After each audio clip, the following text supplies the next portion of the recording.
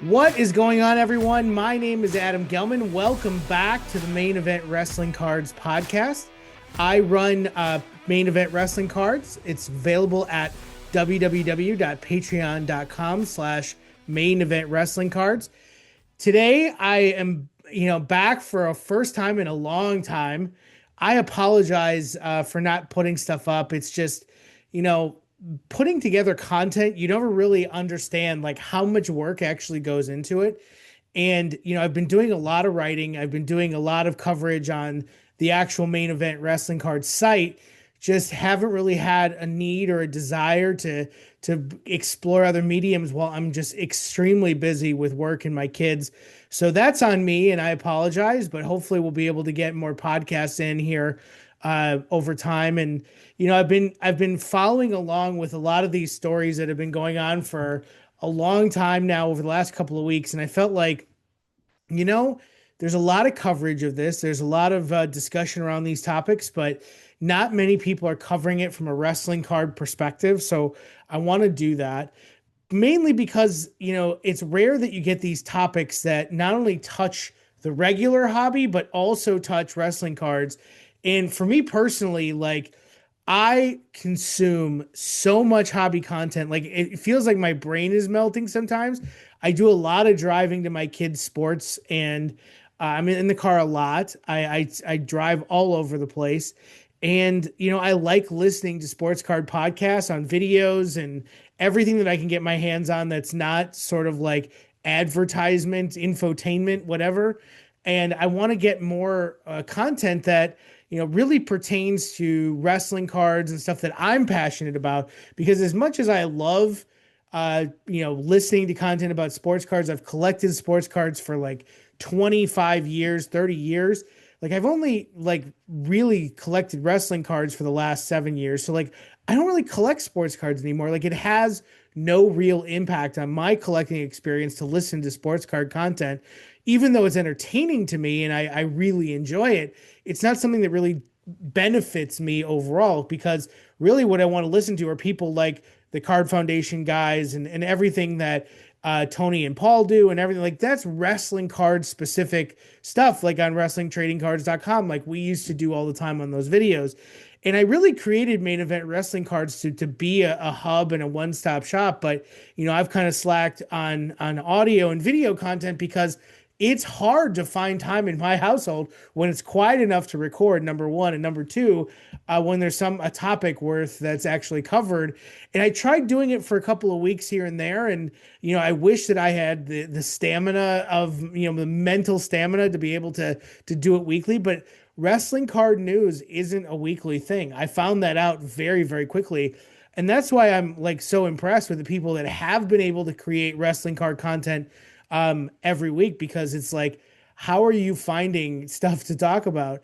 And I think ever since Finest is released, that happened at the beginning of October. Like I've been wholly engrossed in trying to track down stuff. I've picked up a really, really good start to all the Becky stuff and everything from that product.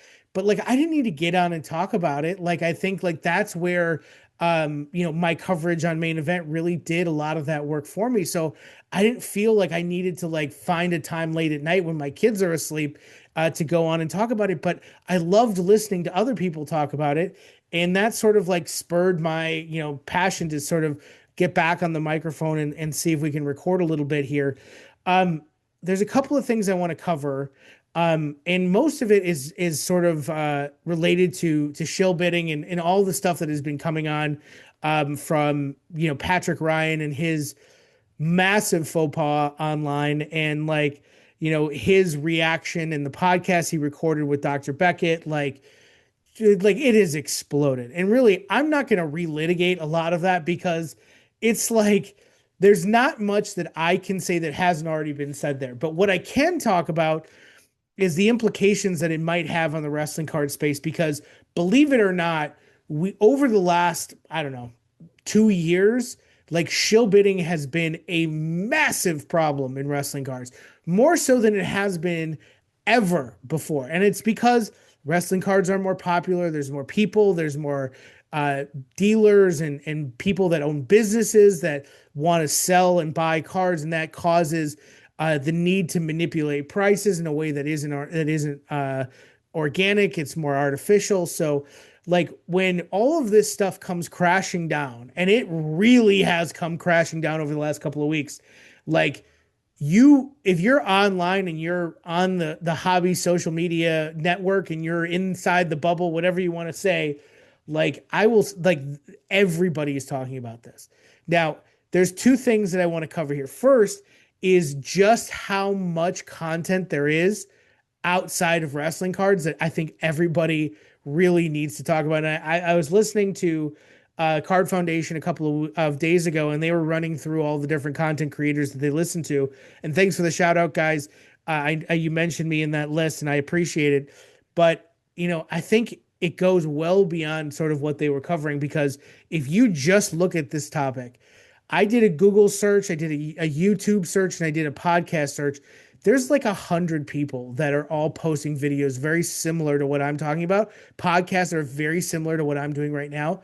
Zero of them are wrestling card related. So that's where I felt like our community needed a place to understand sort of the implications and impact here.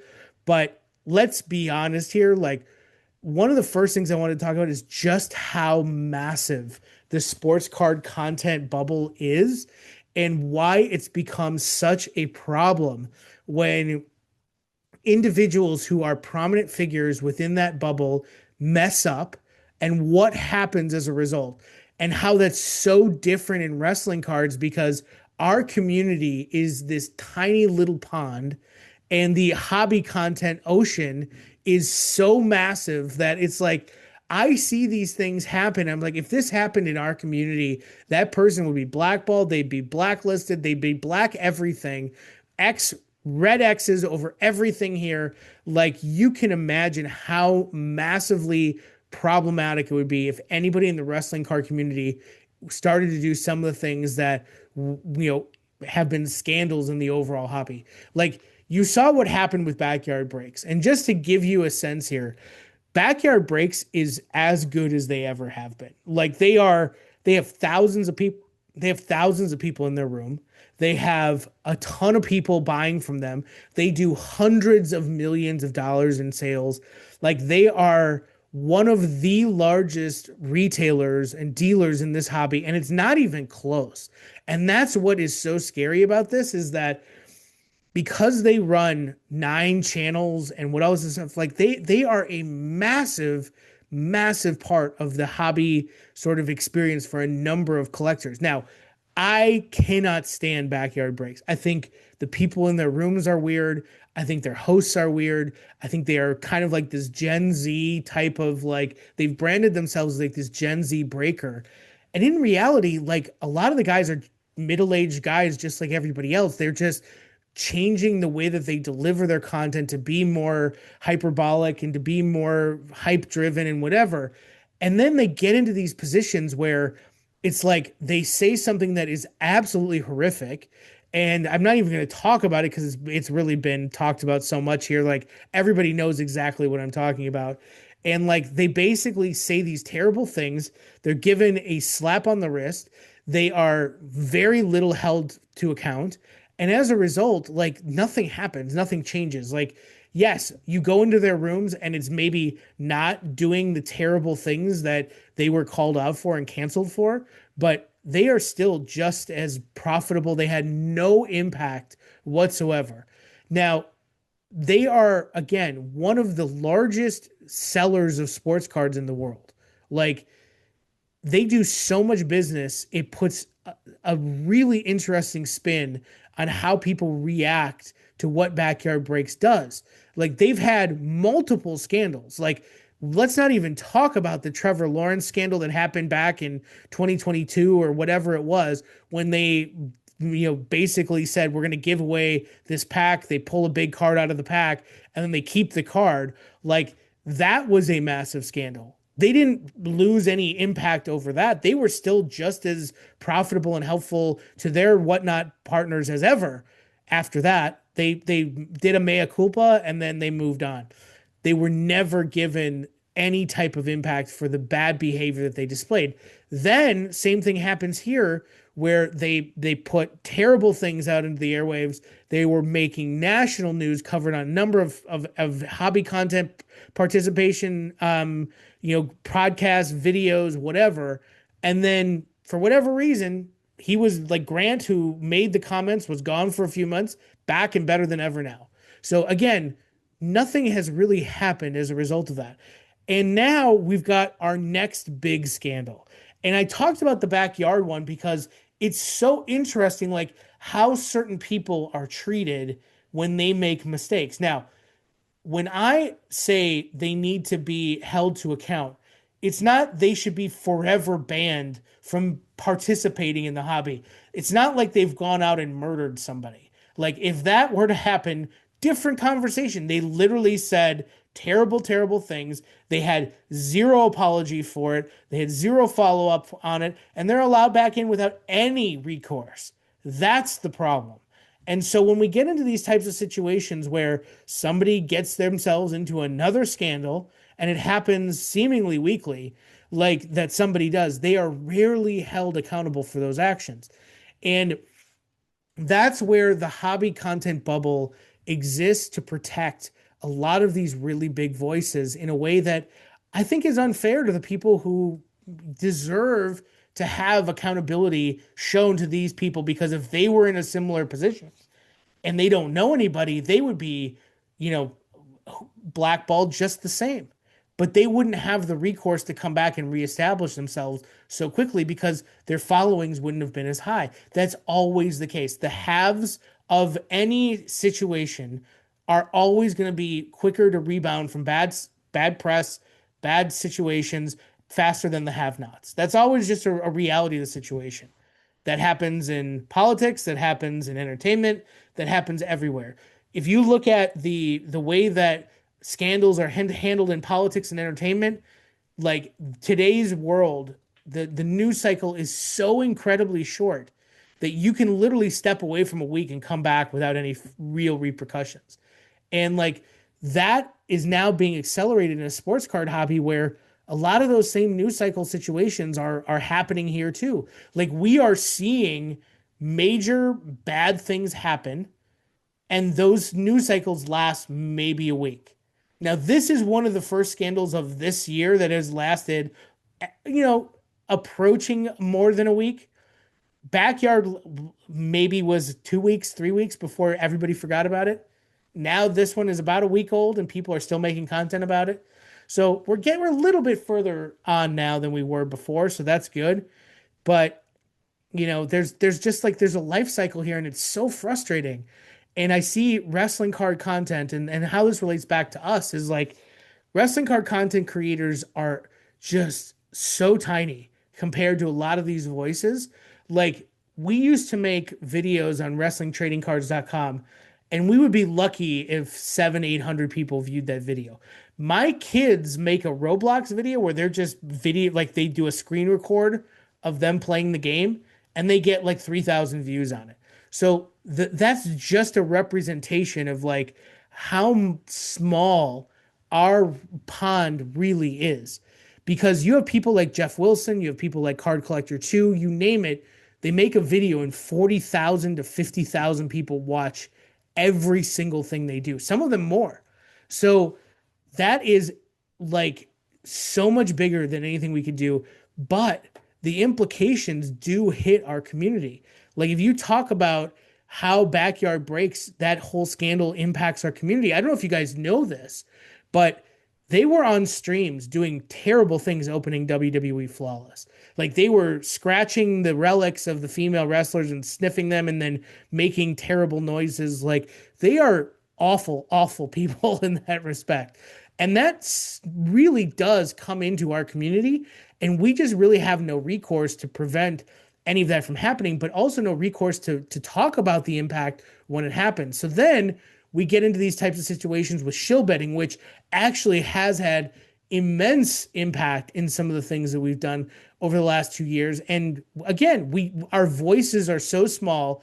I'm going to guess maybe 50 to 100 people listen to this, maybe another 50 to 100 people watch it on YouTube. On main event, there may be 250 people that read it. Like when you combine the all of those, you are still at a tiny fraction of anybody that cares about sports card content. So you have people who have large voices that have done wrestling card content. Like I've been on Sports Cards Nonsense a number of times. I've been on Hobby Nonsense. I've been on Brett McGrath's podcast. I've been on every major podcast that is offered talking about wrestling cards. And that is really cool. I really appreciate being granted that stage. But for the most part, those are the limits of our reach for a lot of this wrestling card stuff, even though these topics impact us so dramatically. And I'll give you the example here of shill bidding. So the scandal at hand right now is that Patrick Ryan, who is a very prominent social media member on Instagram, spends 10 figures or whatever he calls it, 9 figures worth of stuff. He's an incredibly wealthy individual, or so he says. And, he's been online doing crazy stuff. Like he was the one who got, Babe Ruth, Tom Brady, Michael Jordan, Lionel Messi, all of them to sign that one cut autograph. That made, hobby news for a couple of days. Like he was the one that, was bidding on a number of these high-end cards, and he's done a lot of buying and selling. And he has a very large following on Instagram because people are obsessed with watching and listening to people who have massive amounts of money and use that money to buy sports cards. Now, that's not wrong. That's in every industry. That's why the Kardashians have a show every week, is because people enjoy watching the lifestyles of the rich and famous. Robin Leach, 45 years ago, started that show, and it has, it's legit, right? People legitimately want to see how the people who are the haves live their lives. And this is coming from somebody that does spend a lot of money on sports cards. Like I am in the upper 10 to 5% of wrestling card collectors. I'm probably in the top 50% of all sports card collectors. And so I'm speaking from a place where I spend a lot of money, but this is nothing compared to what a lot of these other people, like most of these people have bought one card that is more than I have ever spent on sports cards since 2000. Like that's just the reality of the situation. And I'm not angry about that. That's good. That's good that there are bigger fish than me. There should be. Otherwise, this hobby is going to fall apart really quickly.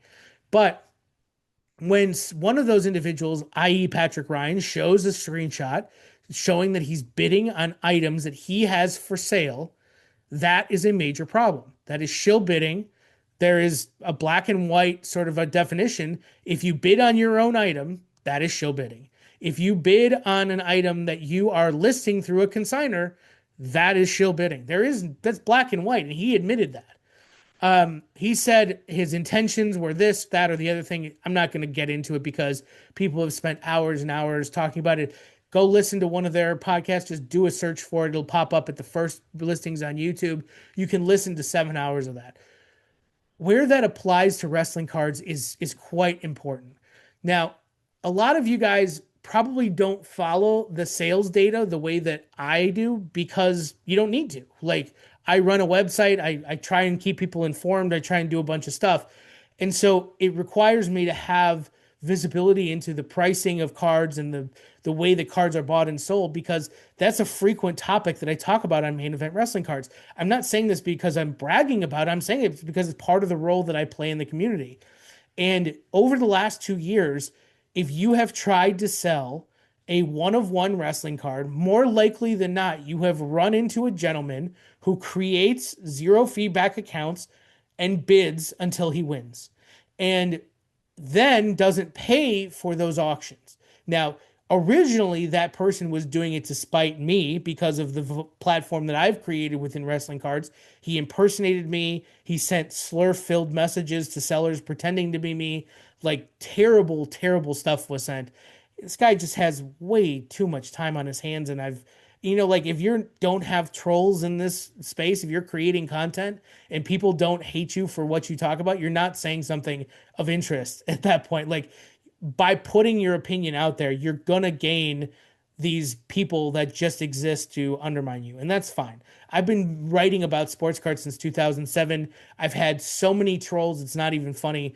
This is the first time, though, that I will say that somebody actually decided that they want to sabotage sales that have nothing to do with me in my name and hope that it has an effect on things, and it has. Like, congratulations to this dumb idiot who really just needs to get outside and do stuff besides this. Like, he clearly doesn't have a family, he doesn't have any responsibilities because he has spent so much time doing this, 2 years dedicated to this cause of sabotaging wrestling card auctions through shill bids. And now his shill bids are much different. He is bidding to undermine the sale of a card. He is not owning that card. He is not buying that card. He just doesn't want the sale to go through. Now, the reason for that is I really don't know why he's doing it. It doesn't accomplish anything. Like, if anything, it just pisses people off, which it has, which I think is obviously one of the goals because some people just want to watch the world burn and those people are terrible and we can all agree on that. Like, there hasn't been a single person out there that's like, "Oh, crap, this guy is bidding and sabotaging all these auctions. That's a really good thing." I literally have heard zero people say that. So, this is a universal villain within our space. It's happened over the course of 2 years now, where this guy has sabotaged hundreds of auctions at this point. Sellers who just want to sell their card, buyers who just want to buy their cards, want to get this guy out of this space and just give up. And really, all eBay has to do is just require payment on everything, a form of payment, and it would block this guy from bidding. If you have a zero feedback account, there should be more limitations, but eBay doesn't want that to happen because A, it drives up their prices and the fees they get from these auctions, but B, it doesn't allow them to grow the platform if zero feedback people don't get the same access as everybody else. They want new buyers, they want new sellers, they want people to be able to create businesses and do all these things. And if you start with zero feedback and you can't do anything, that's really hard. So, excuse me.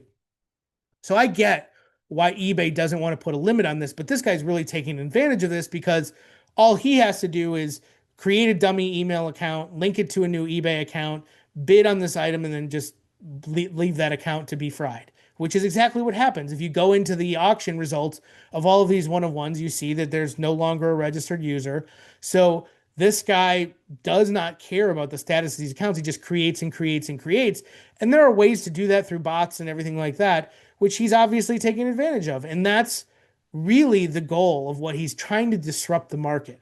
And for the most part, he hasn't succeeded because obviously wrestling cards are as big as they've ever been. Things are going as well as they've ever gone, so on and so forth. So whatever goals he had has not been successful. But he's definitely gotten people for thousands of dollars. He got me for a couple $1,000s, but luckily sellers have been nice and understanding of my collection and why I want the cards and have worked with me. So thankfully that money hasn't stuck. But there are others who probably aren't as lucky as I have been. And so that's a problem. And that's where shill bidding really has hurt wrestling cards dramatically over the last couple of years. But Patrick Ryan also buys and sells wrestling cards. If you have seen Patrick Ryan's collection, he does have a number of vintage wrestling cards. And he has said that he is one of those buyers that will spend a lot of money on vintage wrestling cards.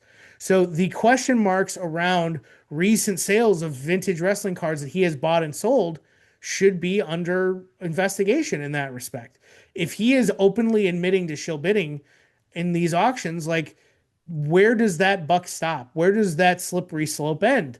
And I think that's the question that a lot of us really have, is not just in wrestling cards, but in all of these auctions. That's what all of these videos have asked, is if he is admitting to this on Dr. James Beckett's podcast, and he's saying, "I have placed fraudulent bids on my friend's auctions." Now, he doesn't believe they are fraudulent, but bidding for the sake of protecting your friend's card's floor is definitely the definition of shill bidding. That's a situation where it calls into attention, where does this stop for him? But more importantly than that, those wrestling cards that he's bought and sold are far from the only ones that have been impacted by really odd looking bids, not even the zero feedback stuff. We're talking about bids on major auction platforms and whatever. Now, luckily, When you look at a card like the Rocks One of One Black Prism that went for $127,000, we know who the underbidder was. We know that Ryan Bannister has said on one of my podcasts that he was the underbidder on that. We know that Raspy Slabs and Rye Dollar Rips owns all three of those Rock Black One of One. So we know who ended up with those cards. We know that there were at least four bidders that were going after those cards. So fine, I get it.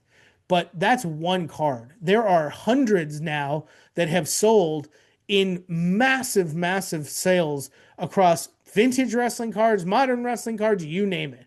And a lot of them could be under a situation where shill bids were placed, bids for the purpose of setting a record were placed. Who knows what actually happens? We will never get that true information of the intent.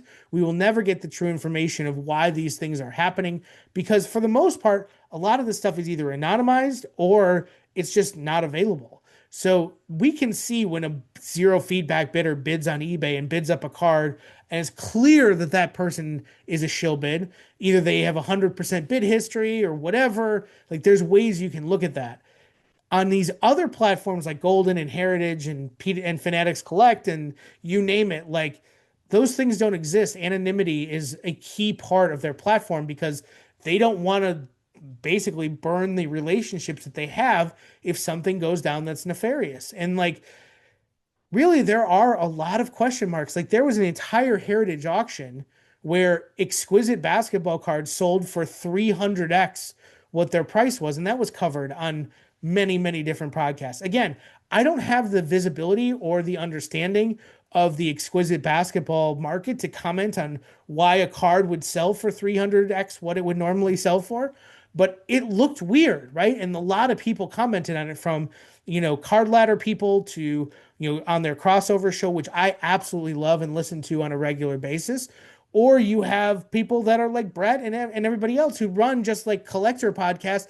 He was talking about it. Like, all of these things really extend past just like the sniff test, right? Which is, man, this is really weird. Like, something here is really odd.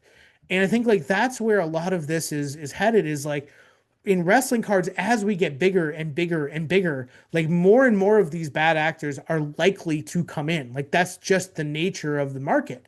So as things grow, as the market grow, as the prices grow, and from all intents and purposes, it likely will continue to grow in size, even if we do go back through a porpoise effect of another dip after this boom.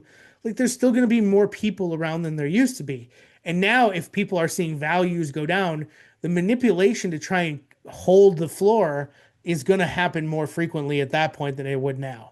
Here, you can put a card and it will likely sell for more than it did last time. Like, that's what a bull market really represents. When you're in a bear market, then you have people trying to jump in and protect the floors that they have purchased those cards for, and that's where things get even more problematic. So again, like, I don't want to sit here and litigate the importance of shill bidding or the importance of understanding that auctions can be shilled.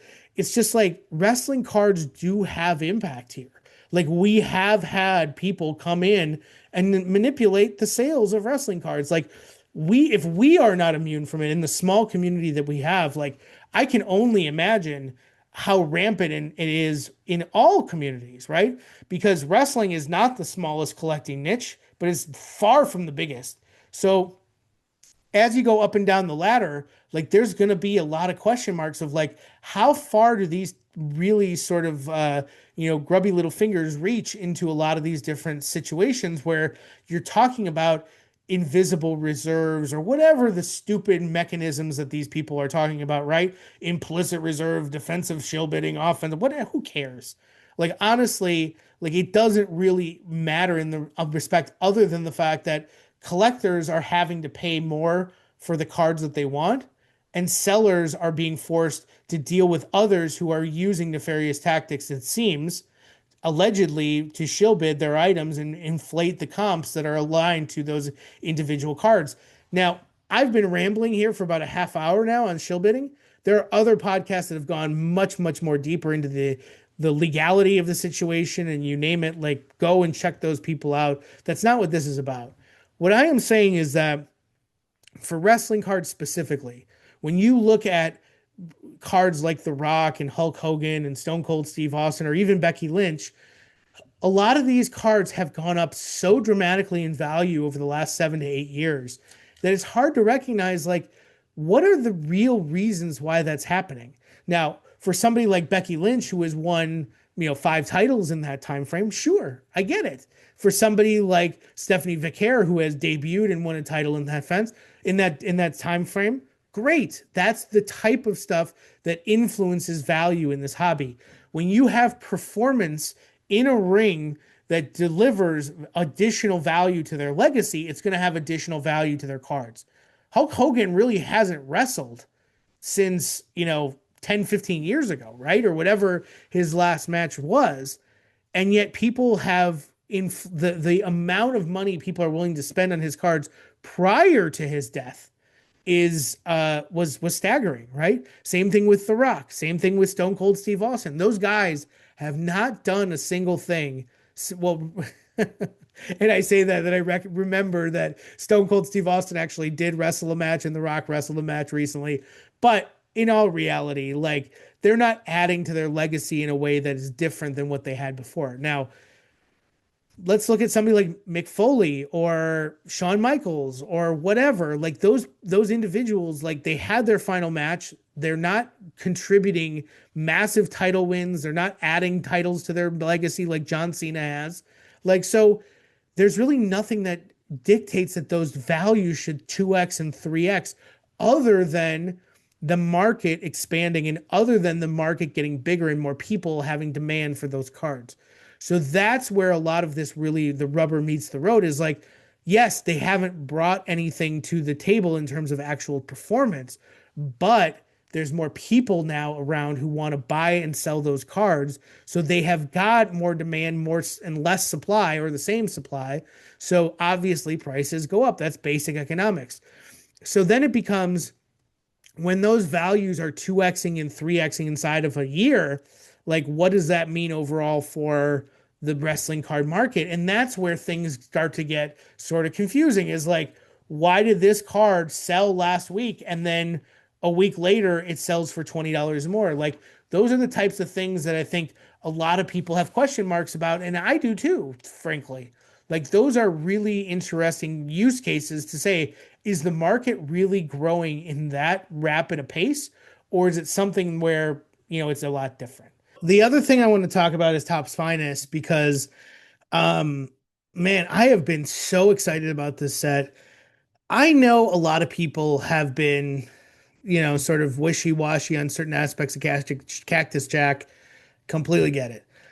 Like Cactus Jack as a whole is a much more niche set within a niche hobby, and like that's always going to be a problem. Like when you have a design that is the way that Cactus Jack is built, which is, not going to be for everybody. It's kind of a futuristic type look. Like I get why that one is wholly between, two different groups of people who don't like it or do like it or whatever. Like fine. But Finest, I think, is a much different story. And the reason that I believe that Finest is different is because it's a flagship type product. It was built correctly. It has some great looking autograph sets. It has some great looking inserts. And I think although the base cards have black and white photos again, like the design works with the way that the aesthetic of the card is designed. So for me, like I look at Finest, I think I've had more fun with Finest than I did with Topps Chrome. I think Topps Chrome was very hit and miss. I think a lot of the designs for Top Chrome were underwhelming, but I think Finest is so much better in just about every way. Like, I think the inserts are better looking. I think the base cards are better looking. I think the photos they used are better. I think the autographs look better. But I know that that's all subjective. But one of the things that is not subjective is that Topps Chrome has absolutely blown away Topps Finest in terms of the value in the secondary market, which again should not be surprising, right? Like Topps Chrome is the set that Topps was basically built their reputation on over the last 15 to 20 years. If you are in baseball there are two real types of products that you collect. One of them is a prospect product, and one of them is a sort of like a current player product. Topps Chrome is the most widely collected, um, one of the most widely collected regular player sets there is. Topps Flagship is the paper version of Topps Chrome. Clearly, obviously, I don't need to say that, but you know, the situation there is that Topps Chrome is the one that people usually gravitate towards over Topps Flagship. Even though Topps Flagship arguably has the largest audience of any set released during the entire year, maybe Prism has caught up to that a little bit, but I think Top Series 1 baseball is like a holiday for most people.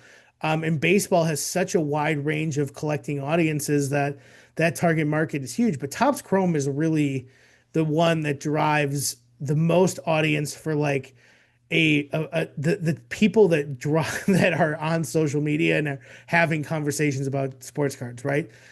Bowman is the other product, and Bowman Chrome and all the Bowman different sets. So I think like Topps Chrome and Bowman Chrome are really the two major drivers for Topps as a business. Now, Topps Flagship probably makes the most revenue and most margin, but it doesn't get the type of headlines that a major sale from Topps Chrome does.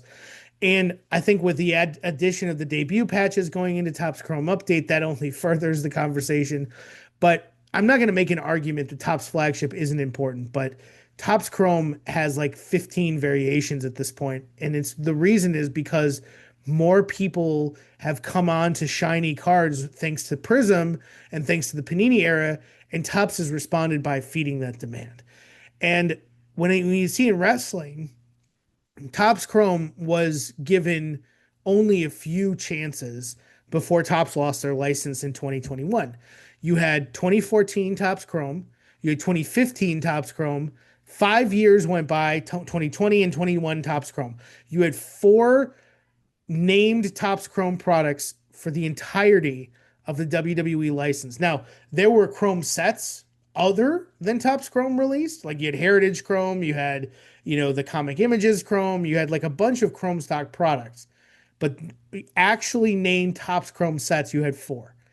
This is the fifth, and it's arguably one of the most important wrestling sets ever released because it signifies the return of Topps, who will be in control of the license for the foreseeable future. And although 2022 Prism is probably the most valuable modern wrestling set ever created, like Topps Chrome seems to be more important because it's of the impact that that debut really has. Now, I'm not making claims here that are that hot of a take. Now, I know they're somewhat hot of a take because I love the Panini stuff. Like you can see in the shelf behind me, most of my collection is either Topps Chrome, Topps related shiny sets, or Panini stuff. And so I have ties to both sides of this equation, and I absolutely love all of those cards. And I think Topps Finest is one of my favorite sets that Topps has ever done. 2025 Topps Finest is that cool of a set to me. And I think it's just, it feels different and it feels more fun because we saw what happened with one of the most important sets ever released in Topps Chrome Hobby. And then you see what happened with Topps Finest. And it's like, it's a different, it feels like 2022 Select compared to 2022 Prism. So I really am surprised that we haven't had major sales that have sort of led the way with Finest, because we sure have with Topps Chrome Cactus Jack. You had Stephanie Vicare's inscription autograph that went for $15,000. You had a bunch of other stuff that have gone from really high prices.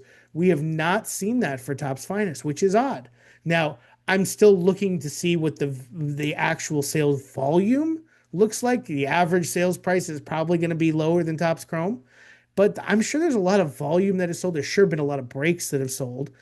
So overall, like I think Topps Chrome is as much of a success in this state of the hobby as 2022 Select was after the dip that we saw after 2022 Prism. Like it feels very similar. And just like Topps Finest of 2025, 2022 Select is easily one of my favorite WWE products as well. Like both of these types of sets feel like they were designed to make people like me happy. Like they're using cool photos, they're designing cool autograph sets, they're using cool approaches that we really haven't seen in a Topps product before. And it's all come through to create a very well-rounded, well-designed set, very similar to 2022 Select. And I think like when you design a product with a collector in mind, it feels better for those collectors without much surprise there. But I'm not saying like that's what was different, I think, about 2022 Prism versus 2022 Select is that 2022 Prism felt like an investor product. I loved 2022 Prism. I thought it was a ton of fun. It was fun to be around because there was so much money flying around it. But like, it felt like an investor set. 2022 Select felt like a collector set. And the same thing kind of is implied here for Topps Chrome and Topps Finest, but I don't think Topps Chrome really had the same investor level anyways. Now, those inscription autographs and all the rock stuff really, yes, attracted the same type of people that were likely attracted to 2022 Select, or I'm sorry, 2022 Prism. But overall, it feels like we've sort of learned our lesson from that experience, but the boxes are still ridiculously expensive. The boxes are still in high demand. They're hard to find in case format. It's all the same stuff. So I think overall, like as we get going through this next stage of the hobby, in wrestling cards, we are seeing a shift, right? Because we've already seen major delays. We've seen delays in Exalted. We've seen delays in Universe. We will likely see delays in Royalty before they go back to 2026 Chrome. So I think like, overall, there's going to be a challenge here to better understand what Topps's place within the hobby really looks like until we are through this first year. There's so many things going on for Topps. They just kicked off basketball. They're going to kick off football. They're going to own every major license. And I think like that's going to be a challenge for them, self-inflicted, that they don't have the people or the resources to support all of those licenses at once. That's why they've tried to hire as many of the people in the hobby as they can, because they know that putting out all the products for football, baseball, basketball, UFC, F1, WWE, Star Wars, Marvel, Disney, like that takes an army of people, and they absolutely did not have that coming into this. So we're going to see major delays. Now, everybody right now is very critical, rightfully so, of Topps's performance in their first year. They have every right to be upset because we've only gotten 3 hobby products so far. We've gotten Topps Chrome, we've gotten Cactus Jack, and now we've gotten Topps Finest. There's been smaller releases in Cactus Jack WrestleMania and Sapphire and so on and so forth. But overall, 3 products in a year isn't going to do it. And I think that if Topps holds this license for 10 to 20 years, we will look back on this time probably with some level of understanding of like what was going on, but also that it wasn't great, but it sure may have changed as Topps got all of their shit together over the next however many years. Like this is 12 months in a span of 10 years, like where they will hold this license likely. And it could even go beyond that. So the way we look at, 2010 is the way that we would likely be looking at this. And I think that's where there's going to be some level of nostalgia that is applied to these areas, because 5 years, 10 years down the road will feel like a lifetime in this hobby. Fanatics is about to change every last little aspect of sports cards. End of story, period. They are going to change every way that cards are bought, sold, used, understood, value realized, you name it. They will change the game over the next 10 years. We will look back on this time as a completely different time, just like we look back on 2010 as a very different time. Oddly enough, 2010 was just the last time that we had this major upheaval in the hobby. But we can even look back at 2020, 5 years ago, and see humongous differences there as well in the way that we do business, the way we look at trading cards. So I think like that's what's going to drive a lot of this to be a really interesting 5 to 10 years in wrestling cards as well, because you have Fanatics driving the ship here in a manner that will redefine the way we look at sports cards. And so I don't think that I'm ready to judge Tops on this first year. It hasn't been good in the aspect of like whether or not they've delivered on their promises, but the sets that they have put out have been generally good. And I think if they're given the opportunity to get their feet underneath them, they will deliver more products similar to more good products similar to the way Panini did. Like Panini came in here and did more in 3 years than I think any trading card company has ever done for any license. Like that era was the best era of wrestling cards, period. And I will stand by that. That is a hot take, but I will stand by it and I will fight that battle for a long, long time. I absolutely loved what Panini did over 3 years. And I was one of the biggest Panini haters that existed. And, it's funny because they converted me very early on because they put out a lot of really good sets really quickly. They also had a lot less to build in that time frame because they already had the resources to support NBA and NFL and all the other licenses that they did.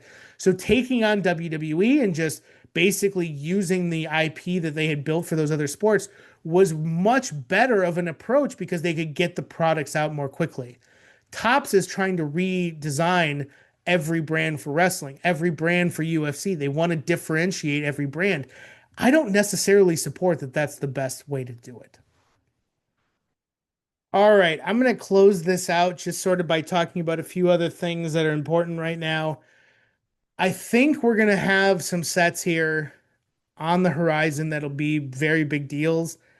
I don't know how long it's going to be before they show up on shelves, though, as we were just talking about. So I think overall, like the next few months are going to be really interesting because we're about to start on the road to WrestleMania. We're about to have Royal Rumble with I think the shows in a state of flux that really hasn't happened in the last couple of years. Like I think there's a lot of moving pieces here that WWE really didn't have plans for. And it's interesting because when you look at sort of the ways that the shows influence cards, like injuries are major problems. Title losses, title wins, major impact to value. And I think like we're seeing some challenge to get the shows in the state where it makes sense because they're having so many people injured that it really has impacted the way that the shows have sort of come together. Like you have Seth Rollins probably leading one of the most important storylines in the company, blows out his shoulder. That's a problem. You have Naomi, who is, again, leading one of the most important storylines in the division. She has one of the happiest experiences that you can have. She becomes pregnant. She's off TV for a year. So, I mean, like, all of those things have dramatic impact in the way that they book the shows because usually they go in with a plan of, like, who's going to lead each sort of quarter of the year leading into, the playoff time frame, which is Royal Rumble to WrestleMania. Now, the other issue is that you have one of the most stacked rosters of people in NXT that you've ever had. And it doesn't seem like they're ready to sort of fast track people to get them to a spot where they can be competitive on the main roster. And then you have people like Julia and Stephanie Vaquer who are called up and put into title reigns very, very quickly, sometimes with mixed results, as we've seen. But it's like, you really just, you have to sort of play this week to week, and the card market never likes that. And it's like when you look at things week to week in football and basketball and baseball, like you can get really myopic really fast. And I think like in wrestling, it becomes even more of a challenge because there's no off season. Like there's no like champion crowned at the end of the year. Now, WrestleMania may feel like that, but it's just goes into Raw the next day. Like it's not like they finish the baseball World Series and then kick off opening day the next week. Like it doesn't happen. So I think like when you look at wrestling, it becomes like this really odd marketplace where you have to figure out when the best time to buy and when the best time to sell is, and that's not always clear. I think Tiffany Stratton is a prime example of this. Tiffany Stratton just finished a 300 plus day reign as the women's champion on SmackDown. She is extremely athletic, extremely charismatic, great looking, all of the checks every box that there is. And she's incredibly young too. So theoretically, if you expect that not every woman is going to be Asuka and wrestle into their 40s, because they want to start a family or they want to do other things that women have much different demands than men in that respect, which is, unfortunate given that I collect a women's wrestler, but it's something that we sort of understand to be the truth. Um, Tiffany's going to be around for a while. Rhea Ripley is going to be around for a while. Like all of these people who are at the forefront of Monday Night Raw and SmackDown and NXT are young and they're going to be around for a while. But because Tiffany Stratton just lost her title and was sort of like sputtering to a close at the end of that reign because they didn't have people to go up against her and built up and ready to go, like that's going to impact her card values. And I think very much like you would look at a young quarterback who has major success very early on, like you, I don't know if that's really the right approach with her. Like she's gonna have more title reigns. She's gonna be in the title picture again before long. And I think like it's hard in wrestling to sort of discredit somebody that has already won the title. And like that's where I think the main event is really built because you can put somebody like Tiffany Stratton in any level, mid card, upper card, main event status, and she would be successful. I mean, you've already seen that happen with my favorite wrestler, Becky Lynch, who is a 7-time world champion, now on a 100+ day reign as Intercontinental Champion, who has elevated that title more in that time frame because she's just a bigger name. And like she's putting people on pedestals because they can go up against somebody that's one of the greatest wrestlers of all time. And it's not just me saying it, other people are saying, I'm just kidding. So like I think it's good to see that they've got dominoes that they can tip over that will continue to help. And the card market should like that. Where I think it gets problematic is when you look at it week to week, it's really hard to predict. Like somebody like Braun Breaker, somebody like LA Knight, like it's up and down every week. And it's because there's so many changes that have had to happen. And I think like when we get to WrestleMania 42, we'll have a clearer picture of kind of what the next stage of that evolution looks like. I think we'll get our first taste of it at Thanksgiving at War Games. We'll see who they put in the prime position to win that match. Now, again, they could easily just say, well, we're going to put the Wyatt Six against the Tamatongas or whatever. And, Solo Sikoa's group and the Wyatt Six's group are likely not going to be a major factor in the title picture. And like, so that could be a problem. But if they go with, something major where you have a major star and a world title contender on each side of the War Games match, whoever wins that match usually gets a very prominent position in the Royal Rumble. Just look at what has happened over the last couple of years. And I think like, so we'll get our first taste of it. We might get our first taste of it at War Games, and that's where the card market will really start to heat up for certain individuals. And then you'll go into the Royal Rumble, and you'll come out of that with a woman winner and a man winner, a male and a female winner, sorry, that you can pretty much bank on having a major part of storylines for the better part of 4 months. And now the bad part about the Royal Rumble this year is that it's in Riyadh, Saudi Arabia. So I don't know if there's going to be as much focus as there normally would be in the build. We'll have to see. But the understanding is that coming out of the Royal Rumble, the playoffs begin for WWE. And you'll have two major contenders for both women and men. Likely, I'm going to have to guess it's Liv Morgan. If she returns from injury, she will likely win the Royal Rumble for the female side of this. And for the male side of it, it's whoever they want to put up against CM Punk. So that could be likely, Braun Breaker. It could be somebody they want to put up against Cody Rhodes. So then you have to have somebody from the SmackDown side. I don't know what that's going to look like.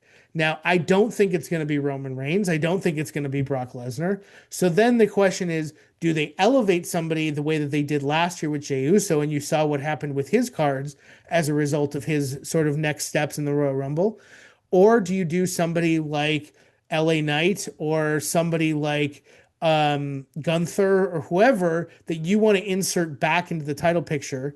And that's where I think a lot of this is going to be a major focus for collectors coming out of this event. Like there are a lot of people that could win the Royal Rumble this year because of all the injuries. Like because there's so many people that are not at their spots, they're not going to be in their spots for WrestleMania. Like you will have more openings than you would normally have in the final four. You're going to have more openings than you normally would at the top of that Royal Rumble match, leading into a playoff run for WWE that could be two people that we really haven't had before. You could have brand new individuals take those reins and run with it. Now, Liv Morgan's won two championships, so maybe that's not the person that's going to drive her value even more high than it actually is right now. Like she's already one of the most collectible WWE wrestlers for a number of reasons other than just the fact that she's won two titles.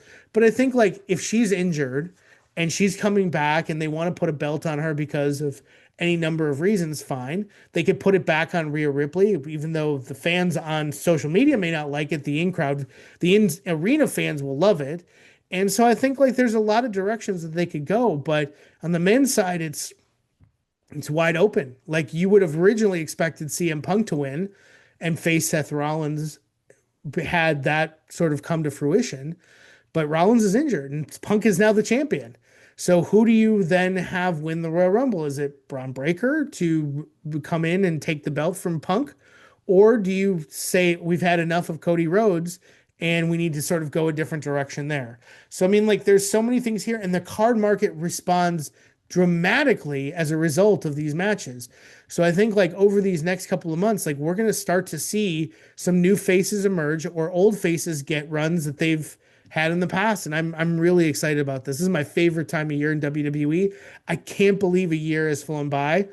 It feels crazy, right? It feels like these months are going more quickly than they normally do. From a card perspective, I think we're continuing to see strong sales. I just discovered gemrate.com and their wrestler sort of tracking and sales. I can't wait for them to upload the October data. That's going to be a lot of fun. To see sort of how October compares to September. We've already gotten great information on gemrate.com. Go check it out if you haven't already. I pay attention very closely to the sales on Card Ladder as well. Like those guys, I've communicated with them about adding more wrestling cards to tracking there. I'm not sure how quickly they're going to be able to do that. I'm sure the demand on their time right now is insane. But as it is with every bull market, like you want to get as many cards tracked as you can. And we're about to get a deluge of Panini products in football. We're huge products in Topps basketball. So the demands on their research team are likely huge. So I don't have high expectations that this will get done quickly, but hopefully they add more wrestling cards to the wrestling card index. I can't wait to see what happens there. I gave them a huge list. So there's a lot of stuff here coming that I think we can continue to have discussions about. Hopefully I will be able to come on and do more podcasts. I've already had to pause this one 3 times to handle my kids. So you can imagine how difficult it is. And me just talking at you guys for an hour probably isn't the source of entertainment as me getting on with some better people. So I'm going to try and do that. Try is the key word in that sentence, but it's fun to get on and have discussions like this and talk wrestling cards, even if it's by myself. Hopefully I get some good feedback from the audience and hopefully people watch and listen to this, but it all depends on a number of different aspects of like how this content comes to be. And I think we're starting to see more and more card companies want to invest in wrestling cards. We've seen, Blez do online repacks for wrestling that are really fun to open. Be careful. They're dangerous because you can get really deep into those packs. We've seen, breaking companies up their game. We've seen Fanatics Live become a major part of the hobby in wrestling cards for the first time in a while, thanks to Topps and everything that's happened since January. So like we're already seeing new avenues opened up, and it's a really fun time to be a wrestling collector. Like I had an amazing 2024 collecting. I've had an even better 2025, and I just didn't think that was possible. I got cards into my collection this year that I never thought existed, let alone cards that, I never thought I would own. And, I've completed my Prism Rainbows. I've done so many good things for my collection. And 2025 so far, and there's still a month to go, has been absolutely incredible. And I hope it ends on a big note. It may not, but either way, I'm more than satisfied with my progress. I hope you guys are too. So as we probably the next time I get on, maybe we'll do a 2025 year in review. I'd like to do one for main event overall in written form. So maybe we'll have to combine the written and audio formats here. Maybe we'll get some people on to talk about it with me. So if you're interested in being on these shows, don't hesitate to reach out. I'd love to get Steve on here. Brought Steve on to join our content team. Really excited to have his perspective. So yeah, this has been a really good year overall, and I can't be more excited for 2026. I think there's big things coming, and hopefully the shill bidding and everything like that will only be a sub bullet under three others that really are much more important stories. But I wanted to get on and talk about it because it's so impactful. But hopefully this has been entertaining for you. Don't forget to follow me on Instagram at WWE Gelman. You can follow me on Twitter at SC Uncensored. You can join the free main event Patreon at where you can sign on for Patreon completely without any cost. Everything is free. www.patreon.com/main event wrestling cards. We have the WWE PC list. So if you need to find somebody, don't forget that there's a list of people of who collects who. All of that is available on the website. So with that, we'll close out this week, and I appreciate you guys having a listen. See you guys.